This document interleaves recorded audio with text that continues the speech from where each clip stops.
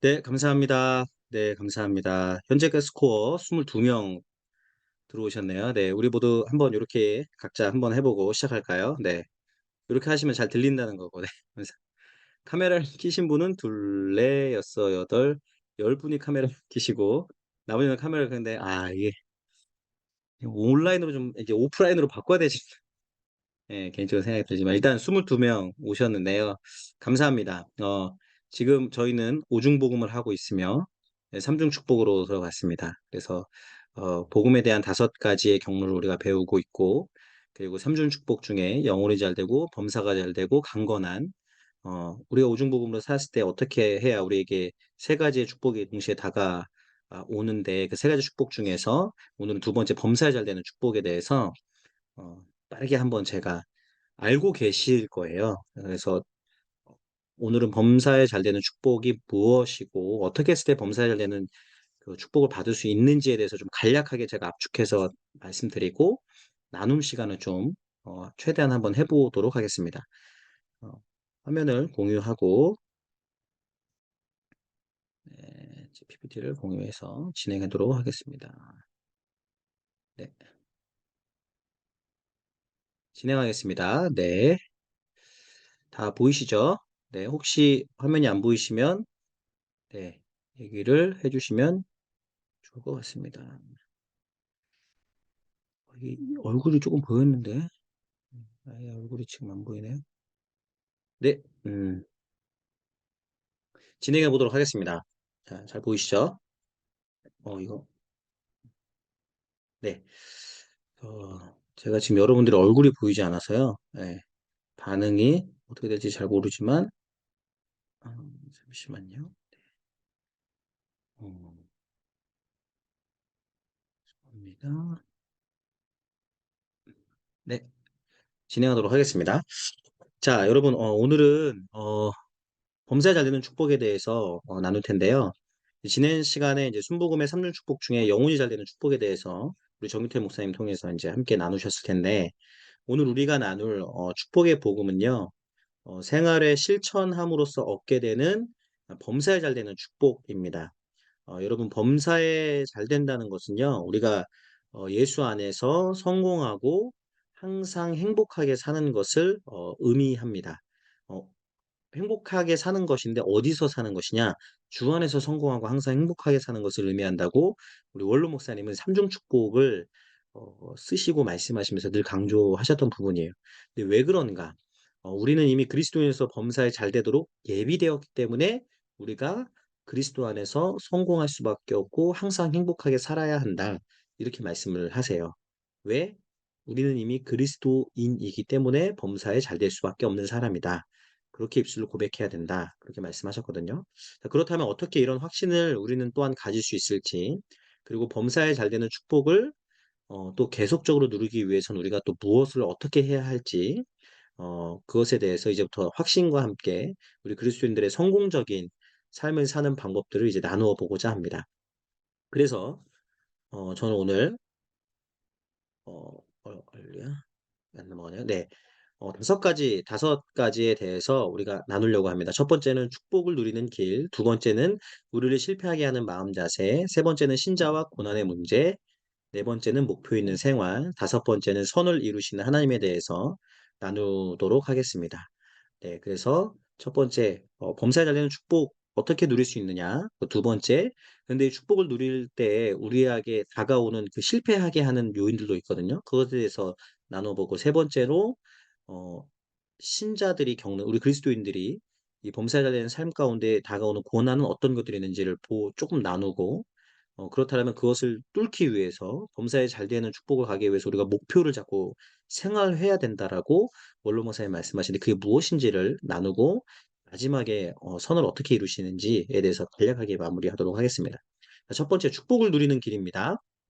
자, 여러분 우리가 하나님 중심으로 생각하고 행동하고 그분의 영광을 위해서 산다라면 우리는 하나님이 주시는 무한하신 축복을 누릴 수 있는 길이 있다라는 거예요. 그 축복에 누리는 길이 몇 가지가 있는데 그게 첫 번째 길, 생각을 먼저 바꾸어야 된다라고 말하고 있습니다. 축복을 누리기 위해서는 생각을 바꿔야 된다. 우리 빌립보서 3장 15절 말씀 보이시죠? 우리가 함께 보이시면 읽어보도록 할까요? 시작. 그러므로 누구든지 우리 온전히 이룬 자들은 이렇게 생각할지니 만일 어떤 일에 너희가 달리 생각하면 하나님이 이것도 너희에게 나타내시리라. 아멘. 우리 생각 속에 여러분 잠재해 있는 어떤 가난 의식, 저주 의식, 절망 의식들이 있다라면요. 우리 그리스도인들은 항상 쫓아내야 됩니다. 왜냐하면 하나님께서는요. 우리 생각하는 것에 따라 역사하신대요. 그래서 우리 생각에 따라서 역사하시기 때문에 우리 생각 안에 잠재되어 있는 어떤 가난하다는 의식, 저주의 의식, 절망의 의식들이 있다면 자꾸 우리가 스스로 그것을 생각들을 먼저 비워내야 새로운 생각들로 채워질 수 있다라는 거예요. 그래서 빌립보서 3장 15절의 말씀과 같이 우리는 먼저 생각부터 철저하게 긍정적이고 적극적인 생각을 가져야 한다라는 것이죠. 이것이 첫 번째 되어야 된다라는 거예요. 생각부터 바꿔야 된다. 그리고 두 번째, 세 가지 축복의 법칙이 있대요. 우리 축복을 누리는 길을 위해서는 세 가지 축복의 법칙이 있는데 첫 번째가 11조 계약의 법칙이고 두 번째가 심고 거두는 법칙이고 그리고 세 번째가 산울림의 법칙이 있습니다. 이 세 가지 법칙. 첫 번째, 세 가지 축복 중에 하나인 11조 계약의 법칙이 있어요. 여러분, 우리 말라기 3장 10절부터 12절의 말씀 잘 알고 계신데 우리 한번 빠르게 읽어보겠습니다. 만군의 야훼가 이르노라 너희의 온전한 11조를 창고에 들여 나의 집에 양식이 있게 하고 그것으로 나를 시험하여 내가 하늘 문을 열고 너에게 복을 쌓을 곳이 없도록 붙지 아니하나 보라. 만군의 야훼가 이르노라 내가 너희를 위하여 메뚜기를 금하여 너희 토지 소산을 먹어 없애지 못하게 하며 너희 밭의 포도나무 열매가 기한 전에 떨어지지 않게 하리니 너희 땅이 아름다워짐으로 모든 이방인들이 너희를 복되다 하리라. 만군의 야훼의 말이니라. 아멘. 네. 또 11조로 생각할 때 늘 선포되어지는 이 말라기 말씀인데요. 여러분 11조는 하나님의 주권을 인정하고 순종하는 행위입니다. 11조는 예수 그리스도께서 예비하신 범사에 잘 되는 축복을 우리 삶 속에 쏟아놓는 믿음의 열쇠가 된다라고 이야기하고 있어요. 이렇게도 이야기하지만 가장 중요한 이해는 여러분 이런 것 같아요. 모든 것이 하나님께로부터 왔다라고 우리가 인정한다면 당연히 그것을 하나님께 드리는 삶은 너무 당연하다라는 거예요. 모든 것이 하나님께로부터 나에게 왔으니 그 일부분을 하나님께 드리는 건 당연하다고 생각하면 여러분 11조 이 계약의 법칙이 이해하는 데 너무 어렵지 않다라고 저는 생각합니다. 두 번째, 축복을 누리는 세 가지 축복의 법칙 중에서 두 번째 법칙이 있다면 신고 거두는 법칙이 있대요. 우리가 그 축복을 누리기 위해서. 갈라디아서 6장 7절에 8절 말씀인데요. 요거 먼저 읽어볼까요? 시작. 스스로 속이지 말라 하나님은 업신여김을 받지 아니하시나니 사람이 무엇으로 심든지 그대로 거두리라. 자기의 육체를 위하여 심는 자는 육체로부터 썩어질 것을 거두고 성령을 위하여 심는 자는 성령으로부터 영생을 거두리라. 아멘. 여러분 심은 대로 거둔다는 것은 자연의 법칙에도 있는 거예요. 맞잖아요. 자연 법칙에도 심은 대로 거두지 다른 거 심어서 다른 게 나지 않잖아요. 심지 않으면 열매를 거둘 수 없고 콩 심은 데 콩 나고 팥 심은 데 팥 나는 것 우리가 자연 법칙 알 수 있잖아요. 영적 법칙 또한 똑같다라는 거예요. 그대로 적용된다라는 거예요. 그래서 하나님께서는 우리가 믿음을 가지고 심으면 그 믿음을 통하여 우리에게 거두게 된다는 게 심고 거두는 법칙이라는 것입니다. 세 번째, 산울림의 법칙인데요. 예, 요거는 제가 이번에 저도 이거 보면서 또 새롭게 깨달은 말씀인데 우리 누가복음 6장 38절 요 밑에 있는 말씀을 읽어보겠습니다. 주라 그리하면 너에게 줄 것이니 곧 후이되어 누르고 흔들어 넘치도록 하여 너에게 안겨주리라. 너희가 헤아리는 그 헤아림으로 너희도 헤아림을 도로 받을 것이니라. 아멘. 여러분 이 말씀처럼요. 우리가 그 산에 올라가 맞은편 향하여 외치면 건너편 산에서 울림대에서 돌아오잖아요. 야호하면 야호 돌아오듯이. 그 법칙이라는 거예요. 마찬가지로 우리가 하나님께 영광을 돌리는 일을 하게 된다면 반드시 그 일이 축복을 앞세워 우리에게 되돌아온다라는 거예요. 축복된 삶을 살기 원한다면 그래서 하나님을 위하여 이웃을 위하여 먼저 이 산울림의 법칙처럼 우리가 먼저 나누면 그것이 우리에게 반드시 돌아온다는 법칙. 이게 산울림의 법칙입니다. 이게 이 세 가지 축복의 마지막 축복이에요. 이것을 우리가 가지고 축복을 누리는 길을 누려야 하고 그리고 마지막으로 이 축복을 누리는 길의 전제 조건 하나님의 축복을 기대하래요. 이게 무슨 말이냐? 우리가 아무리 많은 물질과 시간을 여러분 믿음으로 심었다고 할지라도 하나님의 축복을 받을 것을 내가 믿지 않고 기대하지 않으면 절대로 축복이 임하지 않는다는 거예요. 이 말씀을 기억해야 돼요. 시편 81편 10절의 말씀처럼 내 입을 크게 열라 내가 채우리라. 여러분 이 말씀 그대로예요. 우리가 축복을 받을 것을 열심히 일도 해 놓고 이것저것 다 해 놨는데 정작 내 자신이 믿지 않고 내가 기대하지 않고 내가 그것을 생각하지 않으면 하나님의 축복을 주지 않으신다라는 거죠. 아까 우리가 배웠던 첫 번째, 우리의 생각을 먼저 축복으로 바꿔놔야 된다고 똑같은 이치입니다. 항상 하나님의 축복을 기대하실 때 우리가 범사에 잘 되는 축복을 누린다라는 거예요. 자, 그렇다면 우리 두 번째, 축복을 누리는 길에서 간략히 배웠다면, 근데 이 가운데 우리를 실패하게 하는 마음 자세가 이 축복을 누리는 길의 삶 가운데 막 다가온다라는 거예요. 그 일곱 가지가 우리를 늘 힘들게 한다고 합니다. 우리를 실패하게 하는 마음 자세. 여러분도 다 알고 계세요. 첫 번째 미움, 두 번째 분노, 세 번째 탐욕, 네 번째 율법주의, 다섯 번째 죄책감, 여섯 번째 두려움, 일곱 번째 좌절감이라는 거예요. 여러분, 미움. 그럼 첫 번째 미움은요, 우리 마음을 부정적으로 만들고 다른 사람을 시기하고 질투하게 하고 하나님이 우리의 기도를 응답하실 수 있는 길을 막는다고 합니다. 미움이. 그래서 여러분, 범사에 살아갈 때 어떠한 상황이 오더라도 우리 마음속에 들기 쉬운 것, 미움이거든요.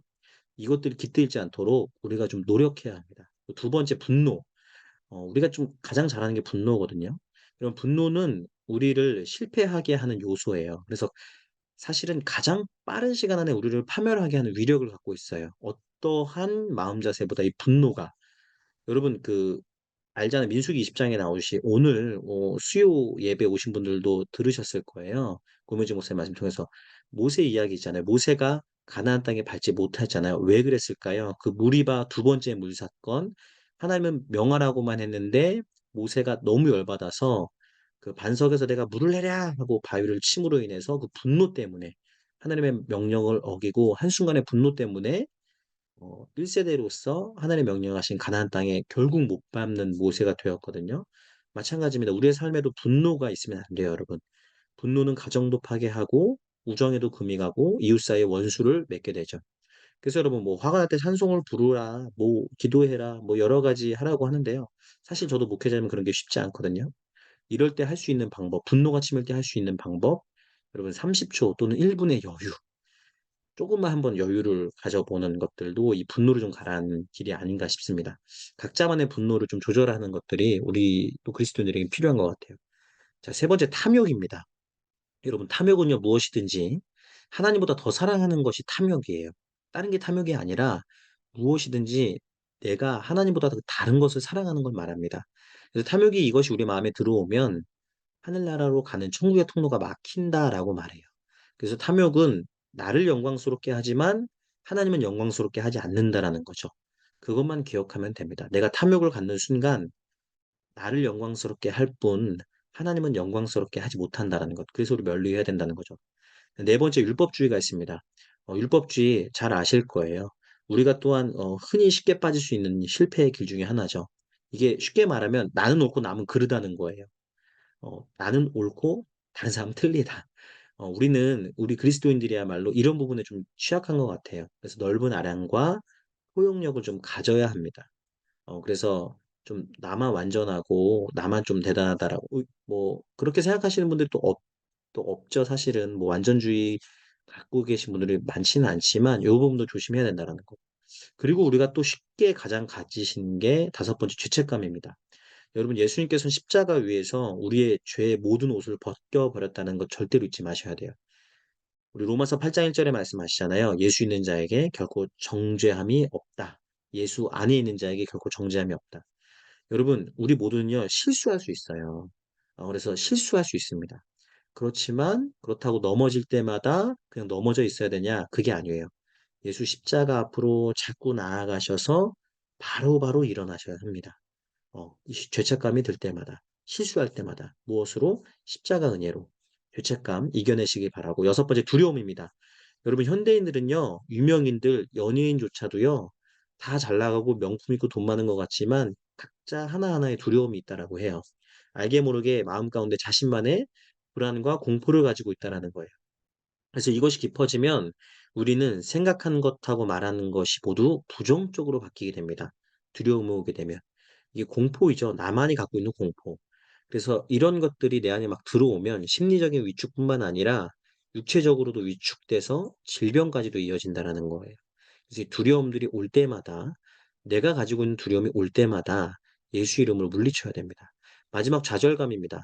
여러분 사람들은요 어떤 대인관계 일을 해나가는 것 여러 가지에서 내가 추구하는 것들이 혹여나 좀 실패하거나 좌절하거나 실수하면요.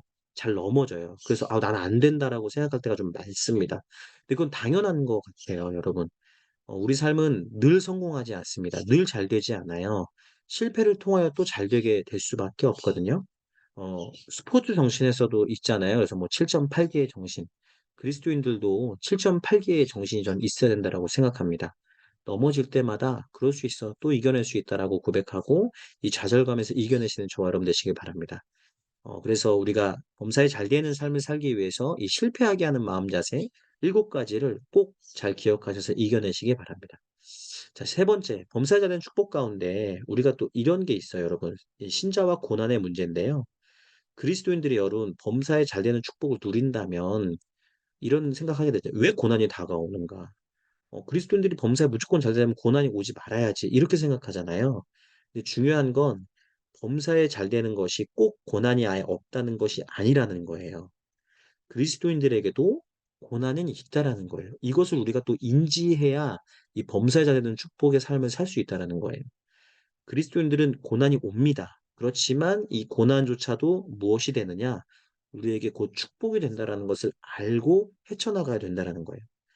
그래서 원로 목사님은 그리스도인들이 고난이 다가올 때 두 가지 영역으로 우리가 봐야 된대요. 첫 번째가 이겨야 할 고난이 있고 두 번째가 당연히 감내해야 할 고난이 있대요.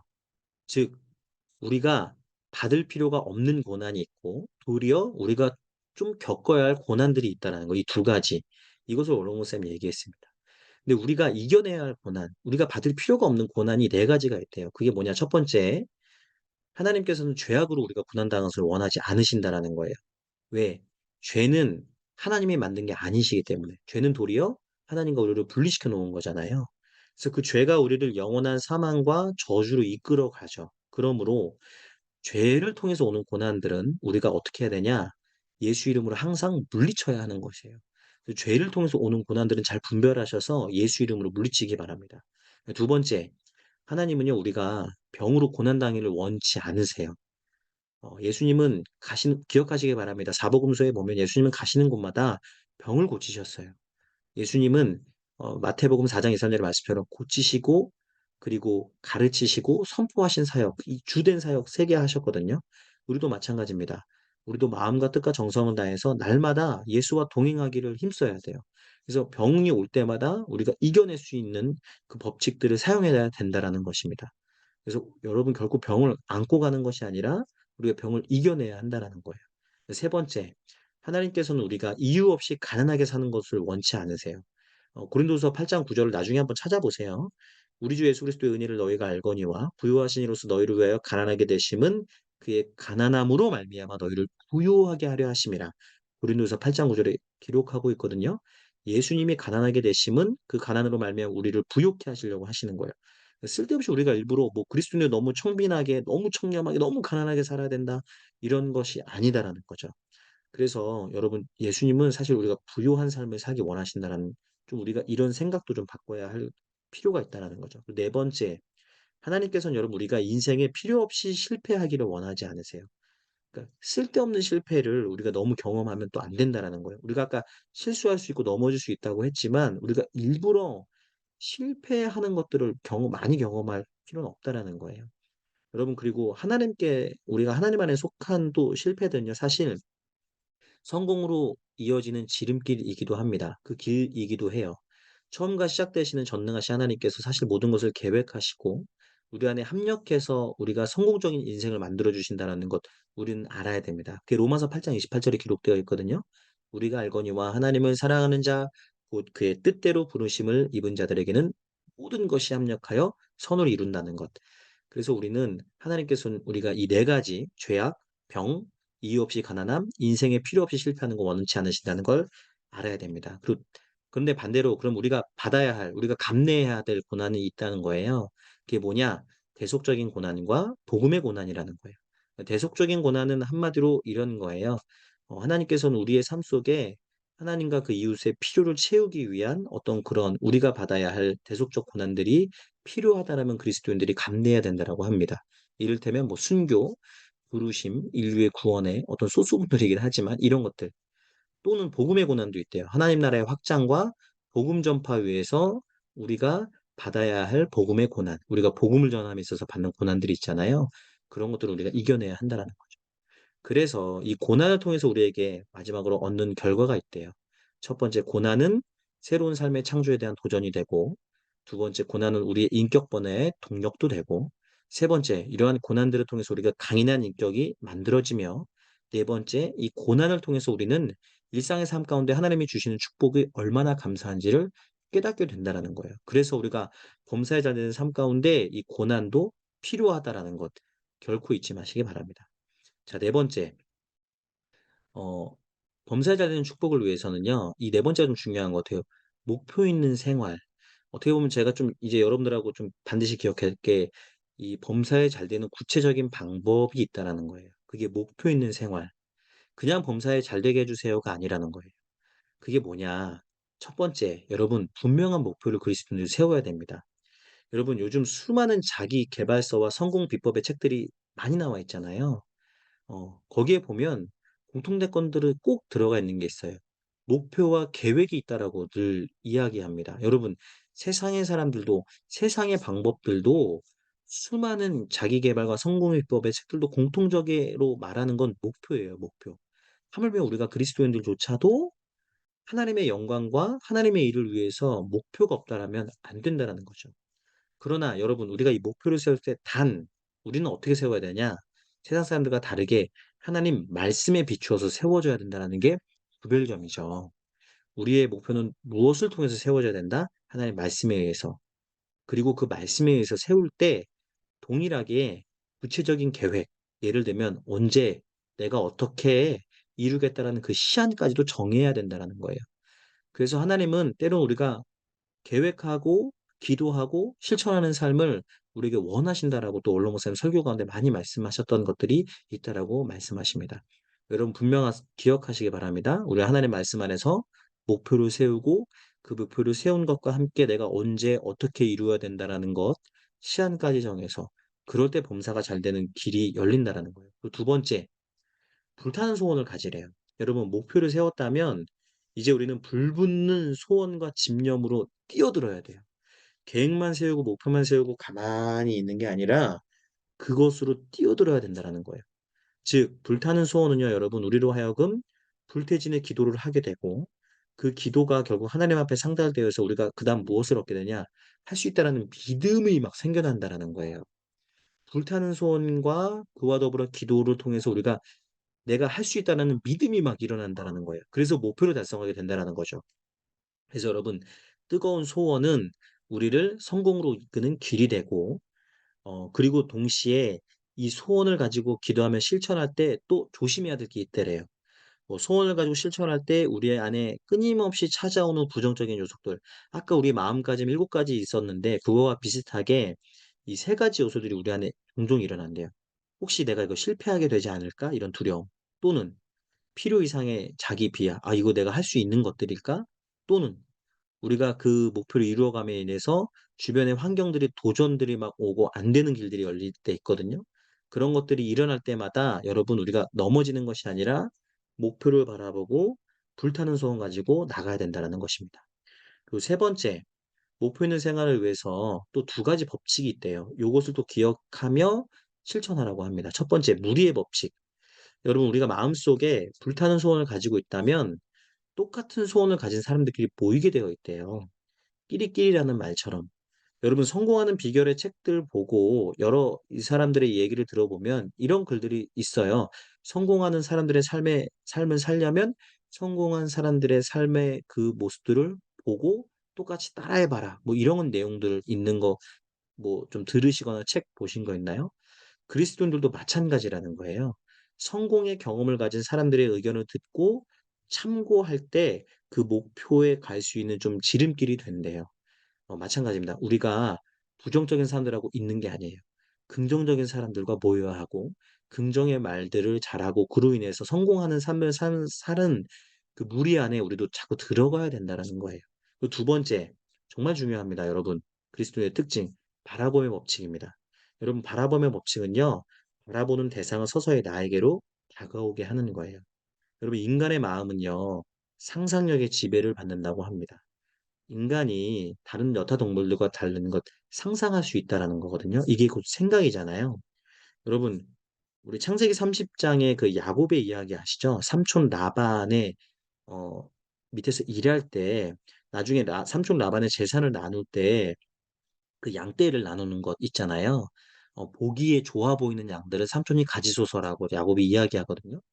그럴 때 사실은 튼튼한 양들을 야곱이 얻기 위해서 아롱짐 전이 있는 것들을 구별하게 해요. 그래서 뭐 점이 있거나 흠이 있어 보이면 좀 약해 보이는 거니까. 그래서 야곱이 그 말씀 좀 보시면 알겠지만 어떤 껍질 무늬를 벗겨서 그 튼튼한 양들은 그것을 보게끔 하고 그것을 본 양들이 새끼를 낳을 때 아롱진 것들이 태어나고 뭐 이런 내용 창세기 3장에 나오잖아요. 바라봄의 법칙, 전 이런 거에서 나오는 게 아닌가 생각됩니다.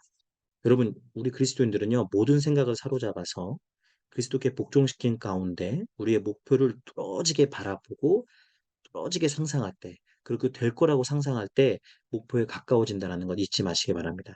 이게 목표 달성을 위한 두 가지 법칙이라는 거예요. 무리의 법칙, 바라봄의 법칙. 자, 그리고 네 번째, 목표 있는 생활 가운데 결코 잃지 말아야 하는 게 또 있대요. 마음의 평화를 잃지 말래요. 그 목표를 해 나감에 있어서. 여러분 성공으로 이끄는 목표 그 삶을 위해서 우리가 주의해야 될 것, 마음의 평화를 놓치면 무엇이 무너지냐? 중심이 무너져요. 그래서 종종 마음의 평화는요, 여러 가지 환경 때문도 있지만 탐욕 때문에도 흔들리기도 하죠. 여러분 우리가 꿈을요 크게 가지고 막 다 이룰 거야 하고 목표를 막 이루고 나가잖아요. 근데 사실은 그러다가 자기가 제풀에 꺾이는 것들이 많거든요. 너무 막 이렇게 달려가다가 그럴 때는 항상 작은 것에서부터 사소한 것에서부터 시작하라는 거죠. 그래서 때로는 조금 내가 너무 과하다 싶은 건 좀 경계하고 할 수 있는 것부터 차근차근 다시 시작할 때 마음의 평화를 놓지 않는다.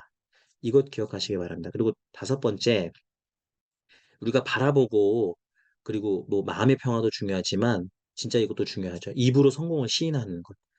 여러분, 말은요, 우리의 인격과 운명을 지배하는 요소 중 중요한 한 가지예요. 우리가 입으로 하나님의 능력을 시인하면요, 하나님의 능력이 우리의 삶을 성공적으로 이끌어간다고 합니다. 목표를 세웠고 그 시간부터 우리가 생활하고 행동한다라면 매일매일 우리는 목표를 입으로 시인해야 된다라는 거예요. 말로써 우리가 모든 걸 이루어진다라는 것이죠. 이것이 중요합니다. 여러분, 이 목표 있는 생활 다섯 가지 결코 잊지 마시고 꼭 실천하시는 저와 여러분 되시기 바랍니다. 그럴 때 범사에 잘 되는 구체적인 방법들을 통하여 우리 삶이 잘 된다라고 우리 원로 목사님 말하고 있으세요. 그런데 여러분, 이 모든 목표, 이 범사에 잘 되는 이 목표들을 행함에 있어서 정말 중요한 것은요, 어, 내가 일하려고 하는 것이 아니라 어, 하나님께서 일하시도록 하는 게 또 중요하다는 거예요. 우리 그리스도인들은 세상에서 잘하고 목표 있는 것과 구별되어야 되잖아요. 우리 그리스도인들은. 그래서 이 모든 목표를 행함에 있어서 중요한 것은 내가 일하려고 하는 게 아니라 하나님께서 일하실 수 있도록 내어드리는 것. 그리고 이것을 위해서 우리는 항상 하나님께서 일하시도록 하기 위해서 할 수 있는 것들은 십자가를 통해서 바라봐야 된다는 거예요. 나의 삶, 내 목표, 내 자신을 항상 십자가를 통해서 바라보되 무엇도 바라봐야 되냐? 나 자신부터 바라보래요. 나 자신부터 십자가를 통해서 날마다 나는 새로운 자화상으로 잘 될 수밖에 없다라고 고백해야 된대요.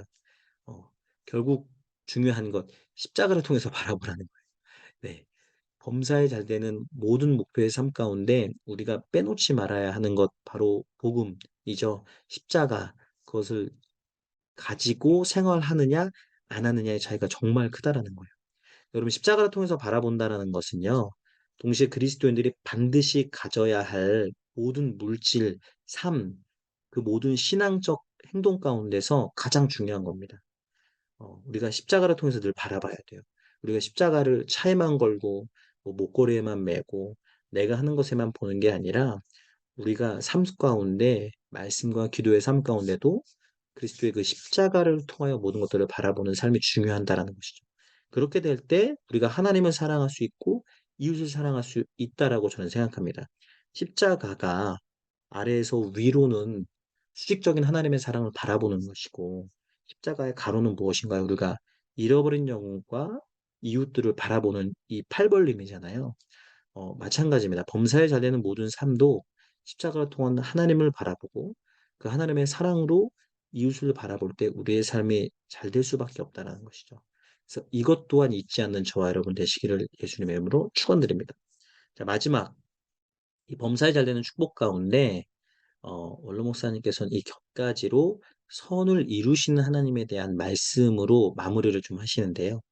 여러분 우리가 하나님을 잘 믿고 범사에 잘 되는 축복의 삶을 살아가는 데 있어서 때때로 어려운 일을 겪고 예기치 못한 일들을 늘 경험한다라는 거예요. 범사에 잘 되는 축복의 삶을 누리기 위해서 우리가 실패도 하고 때론 이겨내기도 하고 목표를 통해서 살아가지만 예기치 못한 일들을 우리가 겪게 될 때 우리는 무엇으로 이겨낼 수 있냐라는 거예요. 어떻게 우리는 다시 범사에 잘 되는 삶으로 돌아올 수 있냐라는 건데 그 선을 이루시는 하나님을 바라보래요. 그게 뭐냐? 로마서 8장 28절의 말씀을 붙잡고 살아가라고 권면하고 있습니다. 우리 로마서 8장 28절을 함께 읽어볼까요? 시작. 우리가 알거니와 하나님을 사랑하는 자, 곧 그의 뜻대로 부르심을 입은 자들에게는 모든 것이 합력하여 선을 이루느니라. 아멘. 여러분, 이 말씀은요, 우리가 범사에 살면서 항상 하나님을 사랑하는 것에 초점을 두라는 거예요. 하나님을 사랑하는 자. 하나님을 사랑하는 것에 초점을 두고 범사를 살아가래요. 그리고 하나님의 뜻에 맞도록 살려고 몸부림치는 거예요. 하나님의 말씀대로 살 수 있도록. 하나님 말씀, 그것이 뜻이잖아요. 하나님의 뜻이 곧 말씀이기 때문에 하나님의 말씀대로 살려고 조금이라도 더 몸부림치는 거. 그래서 우리가 뭐 했대요? 어, 통독도 하고, 그 다음에 우리가 또 말씀 묵상도 하고 그런 것처럼. 그리고 마지막으로 우리가 때로는 범사가 잘 되지 않더라도 결국에 모든 것이 사실은 그분의 뜻 안에서 합력할 선을 이루게 된다라는 것. 이것을 또 잊지 말자라는 거예요. 결국 내가 좀 고난받고 내가 어렵고 힘든다 할지라도 이것 또한 통해서 하나님께서 이루시고 역사하신다는 것들을 늘 또 생각하고 살 때, 아, 내 범사에 사실 하나님이 개입하고 계시고, 하나님이 나와 함께 하신다는 것을 항상 입술로 감사하고 고백할 때, 우리는 또다시 범사에 잘 되는 축복된 삶으로 계속 사라져낼 수 있다라고 우리 원로 목사님 마지막에 강조하고 계시거든요. 그래서 여러분, 오늘 범사의 삶 가운데, 좀, 기억할 것은, 목표 있는 삶 있잖아요. 아까 그 네 가지의 삶을 통해서 우리가 좀 실천하면서 범사의 삶을 살고, 그리고 결국엔 십자가를 통해서 늘 모든 삶을 바라보고, 그리고 또 마지막으로 말씀, 우리에게 주시는 그 하나님의 말씀을 비추어서 항상 하나님이 사실은 나를 사랑하고 있으며, 그 사랑이 증명되기 위해서 나는 그 말씀대로 살아야 하고, 그 말씀대로 살 때 결국엔 모든 것이 하나님 그 말씀 안에서 선을 이룸을 볼 때, 아, 나는 지금 범사에 잘 되는 삶을 살고 있구나, 라고 깨닫게 되고, 그렇게 살게 될 것이라고 저는 믿습니다. 요렇게 좀 제가 빠르게 왔는데요. 범사에 잘 되게 하시는 하나님의 삶을 사라져 내시기를 예수님의 이름으로 축원드립니다.